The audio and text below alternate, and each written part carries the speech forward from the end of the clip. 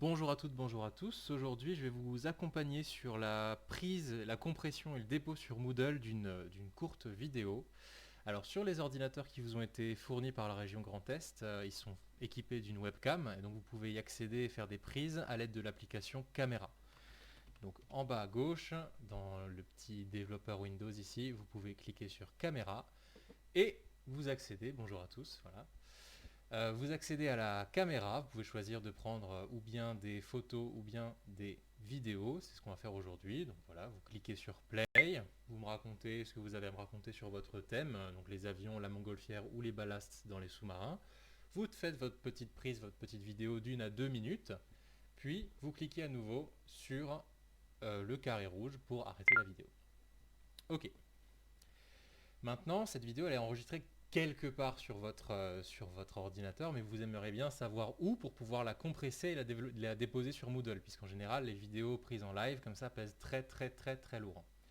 Donc pour savoir où elle se trouve, vous cliquez sur Pellicule, et ensuite clic droit sur la vidéo et ouvrir le dossier. Et là, à ce niveau, là en haut, là où se trouve le curseur, vous trouvez le chemin d'accès à vos vidéos, aux vidéos que vous tournez. Donc c'est ce PC, disque local, users, utilisateurs, votre nom ou le nom de l'ordinateur, pictures et caméra roll. Ça peut être en français, mais vous allez trouver vous votre chemin d'accès jusqu'à vos vidéos. Et ensuite, il n'y aura plus qu'à venir récupérer les vidéos ici dans ce dossier, disque local, utilisateur, bboc, pictures, caméra roll, faire manger tout ça à VLC et lui faire recracher une vidéo compressée. C'est ce que nous allons voir maintenant, c'est la deuxième étape. Donc on a terminé avec la prise de la vidéo. Maintenant, on ouvre le logiciel VLC et on va cliquer sur Média, Convertir, enregistrer, Ajouter un média, donc ajouter un fichier source. Et on avance, on va sur disque local et là on reprend le même cheminement, le même chemin d'accès pour retrouver au fichier. Donc disque local, utilisateur, c'était users tout à l'heure, bboc, ensuite pictures, donc en français c'est image, caméra roll, ah super, et là je retrouve effectivement les vidéos que j'ai tournées. Pour l'exemple, je vais essayer de compresser la vidéo Gangnam Style de Psy, qui est une chanson qui était à la mode il y a une dizaine d'années. Hop, on prend celle-là et on va s'entraîner à la compresser. Donc on clique ici sur Convertir, enregistrer.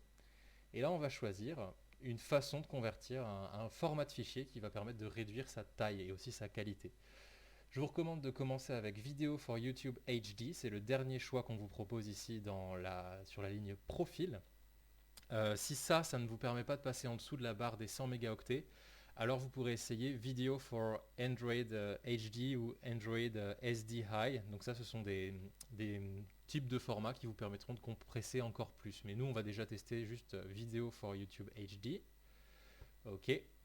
Fichier de destination. Où est-ce que vous voulez déposer le fichier d'arrivée, le fichier compressé? Alors on va cliquer sur Parcourir et on va dire qu'on veut le déposer sur le bureau. Ça, vous y accéderez très facilement tout de suite. Vous lui donnez un petit titre. Donc ici, on ne sera plus sur de l'Ultra HD, mais juste de la HD. Enregistrer. Et je lance la conversion. Donc là, le logiciel parcourt la vidéo et la compresse. Et il enregistre au fur et à mesure la vidéo compressée, qui est d'ailleurs apparue ici dans le coin haut à gauche de notre écran. Ce fichier n'existait pas avant, il vient d'être créé. Il est en train d'être rempli par le logiciel VLC. Donc on arrive au bout, c'est plus ou moins rapide selon les ordinateurs. Voilà. VLC a terminé son travail, on peut le fermer. Et maintenant on dispose de deux fichiers. Le fichier d'origine, qui était le Gangnam Style UHD, et maintenant on a aussi Gangnam Style juste en HD, donc en déjà bien compressé. Et on peut comparer leur taille. Je vais aller rechercher le fichier d'origine. Donc il était dans ce PC, c'est utilisateur bboc image caméra roll. Voilà. Donc le fichier d'origine il pesait 63,1 mégaoctets.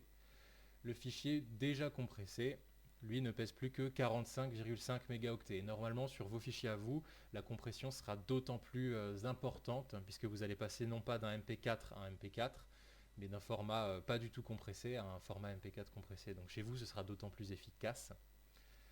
Et ensuite, ce fichier est compressé, hein. Il n'y aura plus qu'à aller le déposer donc, dans l'espace Moodle, dépôt des vidéos. Et là, vous avez l'habitude, hein, vous pourrez cliquer sur remettre un travail et hop, vous ferez glisser le fichier compressé. Et je pourrai ensuite y accéder. Et j'aimerais souligner la raison pour laquelle il est important de compresser les fichiers avant de les déposer. Voilà un ordre de grandeur de la pollution engendrée par le transfert de fichiers émis par l'ADEME, qui est donc un organisme gouvernemental, si je ne m'abuse.